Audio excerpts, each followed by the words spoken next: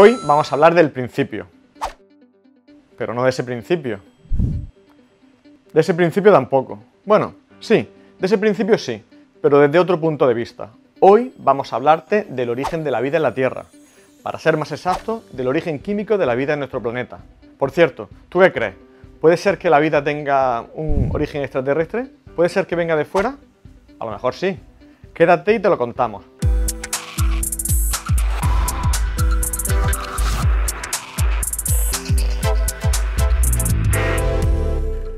Desde el principio de los tiempos, el hombre siempre ha tenido la necesidad de buscar un origen a su existencia. Y es que esta es una de las cuestiones fundamentales de la ciencia y del pensamiento humano. Durante mucho tiempo, la respuesta a esta pregunta la han dado las religiones, la mitología o la filosofía.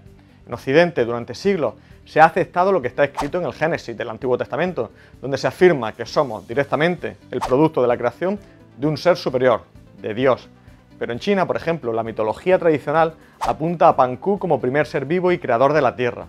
Como digo, esto ha sido así durante siglos. Para que te hagas una idea, en pleno siglo XIX, el químico Berzelius decía: el arte no puede combinar los elementos de la materia inorgánica en la forma en que lo hace la naturaleza viviente.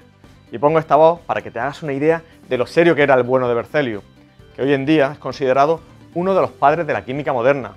Él, con su afirmación, asumía que ningún elemento orgánico de la naturaleza podía tener su origen en la materia inorgánica. Y esto, de alguna manera, implicaba que tenía que haber un origen divino para nuestra existencia. Ya que si no fuera así, si no lo hubiera y pudiéramos echar para atrás en nuestra evolución, llegaría el momento en el que nos toparíamos con los elementos que dieron lugar a una primera célula.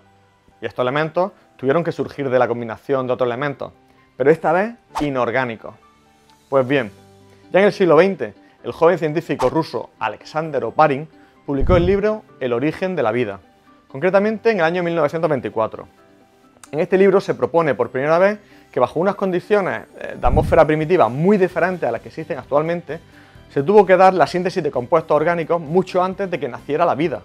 Lo que Oparin propuso en realidad es que tuvo que haber una especie de sopa de compuestos orgánicos que servirían como nutrientes para los organismos que vendrían mucho después, y que esos compuestos orgánicos tuvieron que surgir a partir de unos pocos elementos químicos como el metano, el amoníaco, el hidrógeno o el vapor de agua, que se encontraban presentes en aquel mundo de hace unos 4.000 millones de años.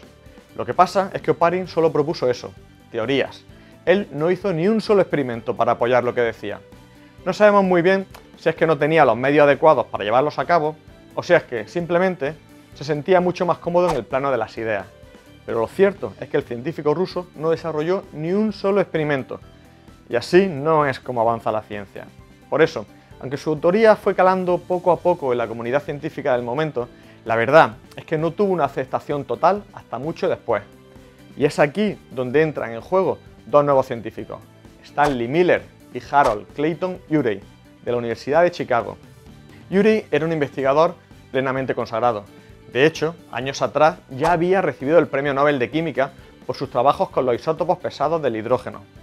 Por otro lado, estaba Miller, un joven de apenas 23 años que se encontraba realizando el doctorado y que propuso a su profesor, Urey, el experimento que terminaría de corroborar la teoría de Oparin.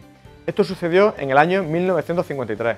Habían pasado casi 30 años desde que Alexander Oparin había publicado su libro, y desde entonces nadie había desarrollado ni un solo experimento como el que ellos llevaron a cabo, y que consistía básicamente en hacer reaccionar en un sistema cerrado una mezcla de metano, dióxido de carbono, hidrógeno y amoníaco, y someterlo a descargas eléctricas que simulaban las condiciones de la atmósfera primitiva, alimentando la mezcla con vapor de agua. Así, después de varios días, alumno y profesor comprobaron que se habían formado algunos elementos complejos de carácter orgánico, como aminoácidos o hidratos de carbono. Así, de esta manera, quedó demostrado que bajo unas determinadas condiciones y unas concentraciones adecuadas de elementos inorgánicos, la vida pudo haberse formado en la Tierra de manera espontánea y puramente azarosa. Pero en realidad eso vendría mucho después, y te lo contaremos en otro vídeo. Hoy queremos quedarnos aquí, en la síntesis de compuestos orgánicos a partir de compuestos inorgánicos, que fue propuesta por Oparin y demostrada en el experimento de Miller y Urey, con el que se considera que tiene lugar el principio de la química prebiótica. Y ahora, la respuesta a la pregunta del principio. ¿Se pudo haber formado la vida fuera de la Tierra? Si pensamos en la vida, tal y como la entendemos hoy, la respuesta es tajante, no. pero sí que existe una teoría llamada panspermia que viene a decir que en los varios cientos de millones de años en los que tuvo lugar la sucesión de reacciones, muchas de ellas fallidas y unas pocas exitosas, que dieron lugar a las primeras moléculas orgánicas, como digo, en esos cientos de millones de años es posible que llegaran a nuestro planeta restos de asteroides que transportaran materia orgánica y que ésta haya servido para, de alguna forma, alimentar aquellos primeros agregados de moléculas orgánicas que ya se habían formado en la Tierra. Seguramente el verdadero origen de la vida en la Tierra sea una combinación de estas ideas y de alguna otra, pero sin duda el experimento de Miller y la teoría de Oparin constituyen la versión fundamental que explica nuestros inicios. Lo que vino después te lo contamos en el próximo vídeo.